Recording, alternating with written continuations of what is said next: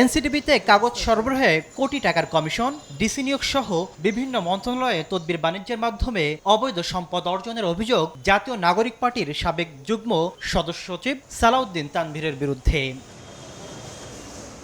এসব অভিযোগের অনুসন্ধানে বুধবার দুদকের জিজ্ঞাসাবাদের মুখোমুখি হন তিনি। ঘণ্টাখানিক জিজ্ঞাসাবাদ শেষে নিজেকে নির্দোষ দাবি করে তানভীর বলেন, প্রমাণিত হলে জেলে যেতে প্রস্তুত। যদি সামান্যতম এর মধ্যে কোনো ইনভলভমেন্ট আমার থাকে তাহলে আইনগত ব্যবস্থা নিক সরকার, আমি সেটাকে সহযোগিতা করব। প্রয়োজনে জেলে যেতে হলে যাব। এদিন চিকিৎসক বদলি, তদবির ও টেন্ডার বাণিজ্যের মাধ্যমে শত কোটি টাকার অবৈধ সম্পদ অর্জনের অভিযোগে জিজ্ঞাসাবাদ করা হয় স্বাস্থ্য উপদেষ্টার সাবেক ও বর্তমান ব্যক্তিগত দুই কর্মকর্তা তুহিন ফারাবী ও মাহমুদুল হাসানকে।